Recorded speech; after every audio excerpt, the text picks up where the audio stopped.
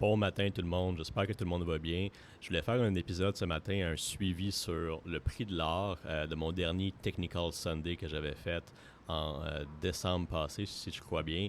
Euh, Pas mal tout ce qu'on avait parlé dans le dernier vidéo s'est produit. Donc je voulais faire un suivi sur qu'est-ce que je crois qu'il va se passer pour le mois de février, puis même là, la fin du premier trimestre de 2024. Donc, c'est super intéressant ce qui est en train de se passer en ce moment, autant techniquement que fondamentalement parlant. La première chose, c'est que dans le dernier Technical Sunday, ce qu'on avait fait dans le dernier vidéo, on avait prédit là, que le prix de l'or allait dépasser les 2080. Puis c'est exactement ce qu'on a fait. On a fait un immense wick là, dans le terme d'une journée. Puis on est redescendu closé en bas de 20,80.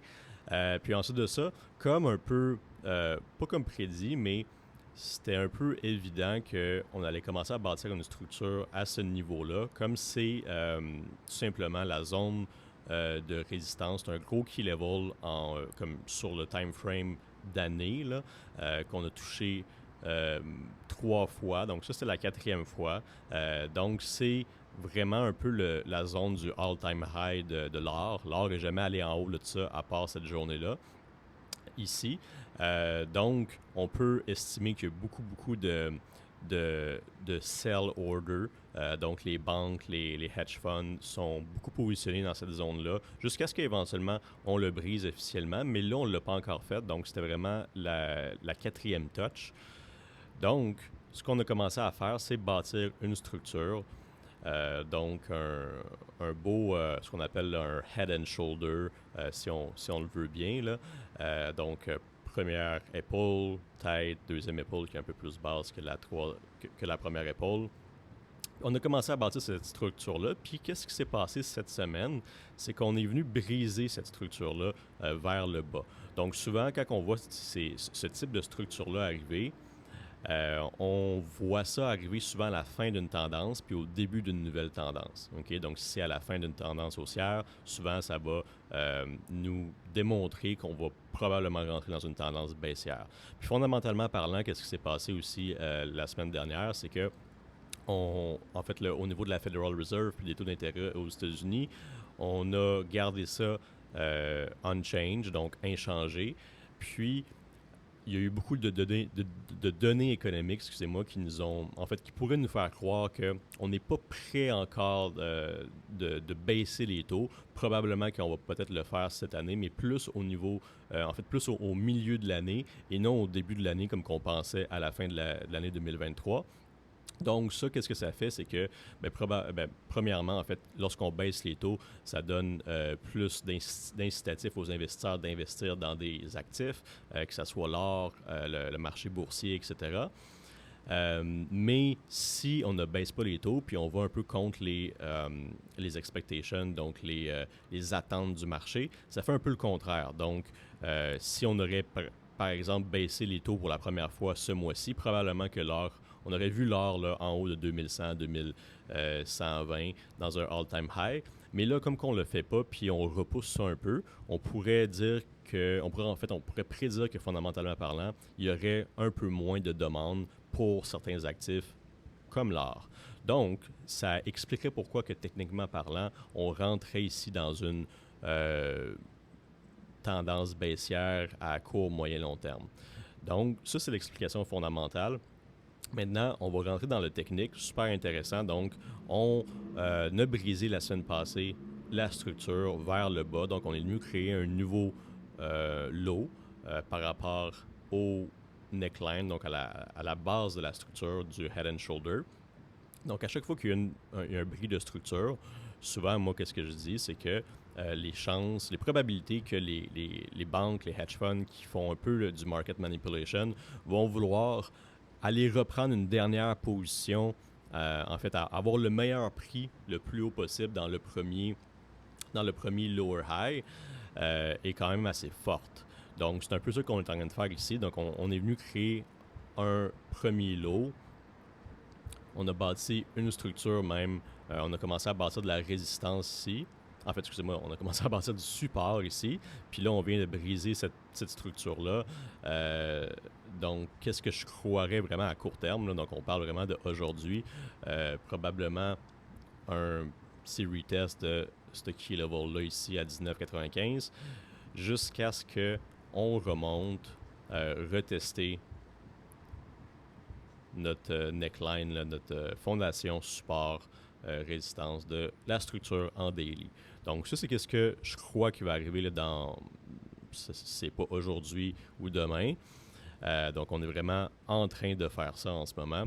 J'avais même posté ça là, dans notre groupe Discord que j'appelle le Mastermind. Donc, j'avais posté ça à tout le monde. Puis, c'est exactement ça qui est en train d'arriver en ce moment.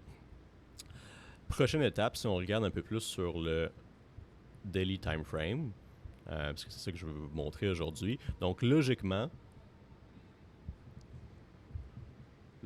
on parlerait vraiment d'un retest ici à 20,16, 20,20, puis un target baissier, donc bearish, qu'on irait peut-être rejoindre le FIB 50. Donc, souvent, le 38.2 ou le 618 sont des fibres de retracement pour la plupart des marchés, mais le 50 est beaucoup utilisé au niveau du prix de l'or.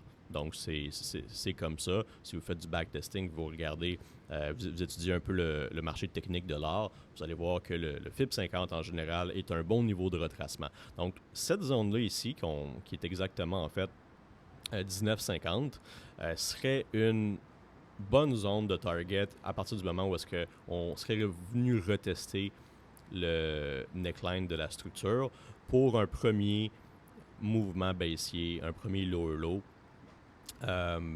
On serait aussi en confluence avec ce key level-là. Donc 19,50, c'est une zone, si on regarde dans le passé, qui a été... si je fais ça un peu, là, juste pour vous montrer...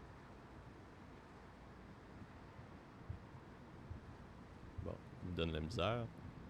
Je pense qu'il va falloir que je zoome in. OK. On voit que c'est une zone là, qui a été touchée multiples reprises. Donc, ça pourrait être une bonne première zone. Ça, on parle d'un mouvement. On parle d'un mouvement de 6000 pips, donc, ou 600 pips, là, dépendamment de comment vous le voyez, parce que l'or, il y a tout le temps un pip de plus. Ce serait un des premiers mouvements que je verrais. Donc, on parle d'un 6000 pips, ça pourrait probablement arriver sur, on parle de peut-être 3 semaines, 1 mois. Puis là, dépendamment de où est-ce qu'on va être au niveau du fondamental, avec est-ce que la Fed va dire, est-ce qu'on va voir une hausse des taux arriver plus rapidement ou pas, ou ça va être encore repoussé. Si on voit une hausse de taux qui va arriver plus rapidement, probablement que là, on va peut-être finir cette tendance baissière-là, puis on va pouvoir repenser à revenir chercher les 20, 50, 20, 80 où est-ce qu'on était, puis peut-être même éventuellement faire un all-time high en haut de ça si on baisse les taux. Sinon, si on continue à repousser les taux au niveau de l'année, là, je verrai l'or continuer à descendre, peut-être jusqu'au 618, 786, etc. Continuer la tendance baissière jusqu'à ce qu'on commence à baisser les taux pour de vrai. Selon moi, honnêtement, je pense que ça va arriver mi-2024, mais encore là, ça dépend vraiment de tout. Les données économiques qui sortent à chaque mois, donc il faut vraiment surveiller ça parce que la Fed va vraiment prendre en considération toutes les données économiques pour faire leurs prochaines décisions à chaque mois. Donc, c'est vraiment du month-to-month. On ne peut pas nécessairement prédire à 100% qu'est-ce qui va se passer dans 6 mois, mais en voyant, en fait, en étudiant qu'est-ce qui se passe mois par mois, on peut prédire un petit peu plus chaque mois, etc., puis s'adapter au niveau technique dans nos prédictions à moyen et long terme. Donc, ça serait qu'est-ce que je verrais pour l'or, du moins pour le prochain mois. Donc, c'était un petit update du vidéo que j'avais faite en décembre passé. J'espère que vous avez aimé ça, puis que vous avez peut-être appris quelque chose, une chose ou deux, espérément. Si vous avez n'importe quelle question, ça va me faire plaisir. Vous pouvez soit commenter en bas du vidéo, m'envoyer un message personnel sur Instagram ou sur Facebook. Si vous ne me suivez pas encore sur Instagram, Tristan A. Wilson sur Instagram, puis sur Facebook aussi. Donc, ça va me faire plaisir de connecter avec vous, puis de vous rencontrer. Donc, passez une bonne journée.